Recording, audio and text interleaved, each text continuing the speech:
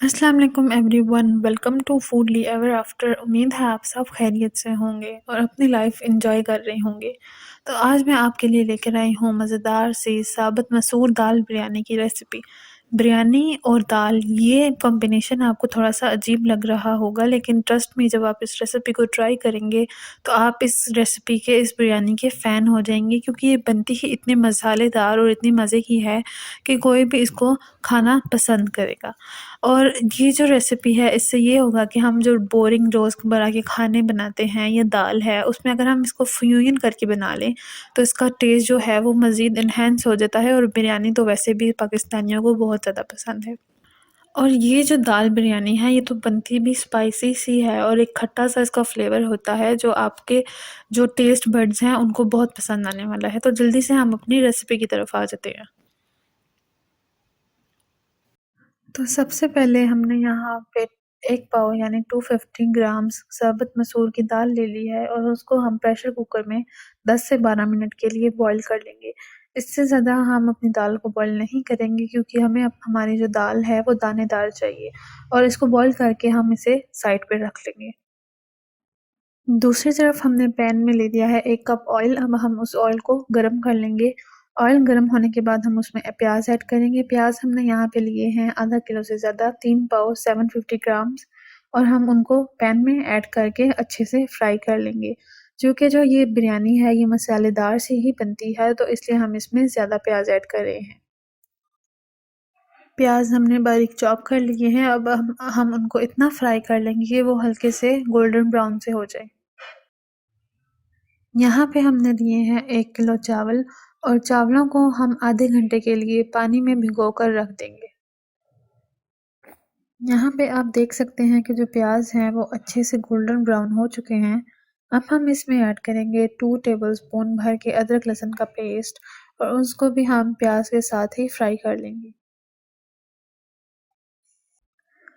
3-4 minute अदरक लहसुन की भुनाई करने के बाद हमने इसमें ऐड किया है 2 टीस्पून जीरा, और उसको भी हम अच्छे से भून लेंगे। यहाँ पे हमने लिए हैं 4 अदद दरमियाने साइज़ के टमाटर। उनको हमने अच्छे से चॉप कर लिया है, और उसके साथ हमने ली हैं 2 अदद बड़ी हरी मिर्चें। और अब हम अपने जो पैन है उसमें ये दोनों चीज़ें ऐड करके इनको भी भून लेंगे। 2-3 मिनट मसाले को भूनने के बाद हम इसमें हाफ़ ग्लास पानी ऐड करेंगे, और इसको ढक के रख देंगे, ताकि जो हमारे टमाटर हैं वो अच्छे से सॉफ्ट हो जाएँ और मसाले में मिक्स हो जाएँ। यहाँ पे हमारे टमाटर अच्छे से सॉफ्ट हो चुके हैं। बस अब हम पानी खुश्क होने के बाद इसमें अपने मसाले ऐड कर लेंगे। दूसरी तरफ हमारे चावल जो है उनको भिगोए हुए आधा घंटा हो चुका था, तो हमने उनको भी बॉईल होने के लिए रख दिया है पैन में। अब हमने पैन में ऐड किया है 2 टीस्पून भर के नमक। नमक आप हस्ब ज़ायक़ा ले सकते हैं। उसके बाद हम इसमें डालेंगे 2 टेबलस्पून बिरयानी मसाला। 2 टेबलस्पून बिरयानी मसाले के बाद हमने इसमें ऐड की है 1 टीस्पून भर के लाल मिर्च। हाफ़ टी स्पून हम इसमें ऐड करेंगे हल्दी। हल्दी के बाद हम इसमें ऐड करेंगे 1 टेबलस्पून भर के साबुत धनिया पाउडर, और हाफ़ टी स्पून से भी कम हम इसमें काली मिर्च ऐड करेंगे। और इस मसाले को हम अच्छी तरह से तेल में भून लेंगे। भुनाई करते वक्त हम अच्छे से बीच में चम्मच भी चलाते रहेंगे, ताकि जो मसाला है वो बिल्कुल भी पैन के साथ ना चिपके। और यहाँ पे जो तेल है वो ऊपर आ चुका है, इससे पता चलता है कि जो हमारा मसाला है वो अच्छे से भूनने गया है। अब हम इसमें इमली ऐड करेंगे। इमली का पल्प हमने निकाल के रख लिया था। अब हम इसमें वो ऐड करेंगे, जिससे इसमें एक मज़ेदार सी खटास आ जाएगी। इमली का पल्प ऐड करने के बाद हम 1-2 मिनट के लिए मसाले की भुनाई कर लेंगे, और उसके बाद हमने इसमें ऐड किया है 1 टीस्पून गरम मसाला, और उसको भी हम अच्छे से मसाले में मिक्स कर लेंगे।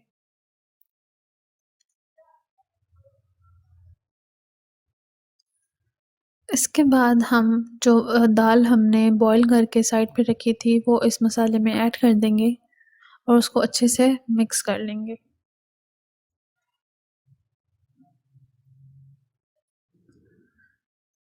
दाल को हम अच्छे से मसाले में मिक्स कर लेंगे ताकि मसाला और दाल बिल्कुल भी अलग-अलग ना रहें। और फिर हाफ ग्लास से भी कम पानी ऐड करके हम इसको हल्की आंच पे ढक के रख देंगे। यहाँ पे जो हमारा मसाला है वो बिल्कुल तैयार हो चुका है। अब हम अपनी बिरयानी की लेयरिंग कर लेंगे। जो चावल हैं हमने उनको बहुत ज़्यादा बॉयल नहीं किया है। आप कह सकते हैं कि हमने इनको 90% बॉयल किया है और जो बाकी 10% है वो जब हम इसको दम देंगे तब बॉयल हो जाएँगे। सबसे पहले हमने पतीले में चावल ऐड किए हैं और उसके बाद हम उसके ऊपर जो हमारा दाल में का मसाला है वो ऐड करेंगे और दोबारा से चावलों की लेयर लगा के हम इसपे पुदीना, धनिया, नींबू और ज़र्दा रंग ऐड करेंगे।